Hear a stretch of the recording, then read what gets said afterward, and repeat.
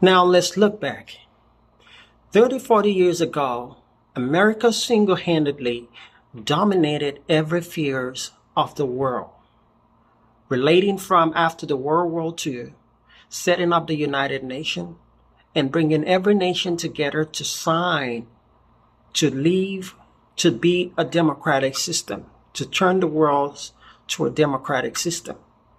America brought the world together, formed a unanimous body whereby problems can be solved and be discussed. America controlled the military, economic, technology, and every other spheres of the world that makes existing and the new way of doing things differently. But time has passed. If you look at the four major areas that America dominated in the past decade, one was military, two was technology, and three was economic. They dominated those spaces very well, with no other country in sight to compete with that. And we were in a position where we were always saying nobody will be able to challenge America in economic phase. There's nobody that will be able to challenge America in different sectors. But something happened that changes all of that. When the 2018 recession came, it changes the dynamic of that future of economic power that America solely dominated. And what that ushered was a new economic power that rises in the East, which was China. Most people never believed that this is what will actually happen. But we were still in that phase. I was still very young then, but today I've come to look back at a lot of things that has happened, and something is leading to something. And the future to what you could see in the next 20 years may not be the same. That's why today is very important, and everyone has to really pay attention to what is happening. And they are leading to something that if you are not ready, it's definitely going to happen. And after the recession in 2018, there was a new rise of power that was in the East. That was China. China, from the 2018, started growing in a space that everybody, from the 2000s, started growing in a space that most people never thought possible. That a country that was once closed, with nobody wanting to do stuff with them, all of a sudden was now competing directly with the West. And competing directly with the West in a phase they're taking what the West has and redeveloping that and retooling that and getting better to what the West had. And now, fast forward, what has happened today is that America no longer controls 100% of the world economics anymore. It's been divided between up and down. It's been divided. Now there's a new player in the market over the years that has come to challenge that status that America had. The reason why I am saying this is because there's something that I'm trying to connect the dot to something in this video, so that anybody that listen, if you haven't heard, that you really have to hear. You really have to pay. Every American has to pay attention. This is not about politics. This is about what is coming. And if we keep playing a blind politics and keep talking from our ass, it's definitely going to happen, and we may fast track that. Now, we fast forward to 2022, 2023, when the pandemic came. I had a discussion with a friend when I was in Manila. It was a business discussion.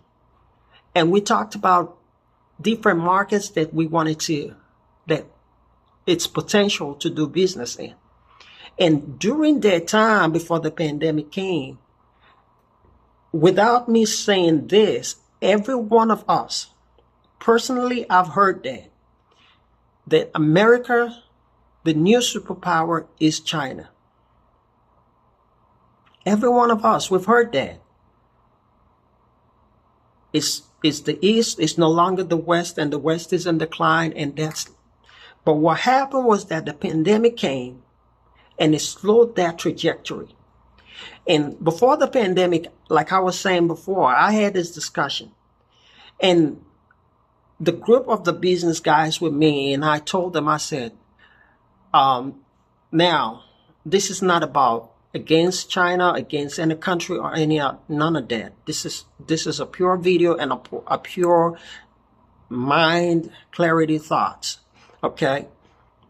So nobody should tie me to what country you're, no, nobody should do that. So, and I made this discussion. I said that I do not believe in the next 10 years to come that China will still be in the position that it is today to take over as a world power.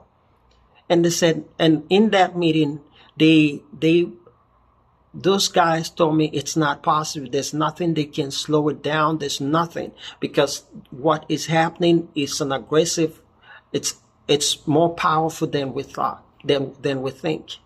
Yes, it was true. China was the global basket of the world. Everything I was buying from my company came from China. Everybody was doing business with China. But there was something in me that wasn't convinced that that will be sustainable.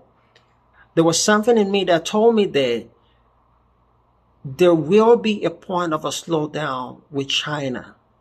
And when that happened, I don't know what will happen, but one thing that never came to my mind was not a bullet flying in the air between America and China, or between the West and Asia. That was not what was in my mind.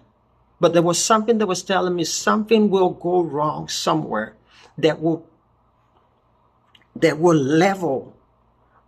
stop China from that aggressive growth.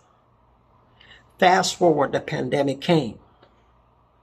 And when the pandemic came, it came with a sort of a wave and a different outlook on China that allowed both the West and the West, the East, the North, everybody were antagonistic about China. Until today, that antagonistic behavior has not changed. And what that has caused is allowed the West to pull back. And it has triggered a new form of dependency, which is the word that we talked about on geopolitics, for example, and we talked about globalization and deglobalization.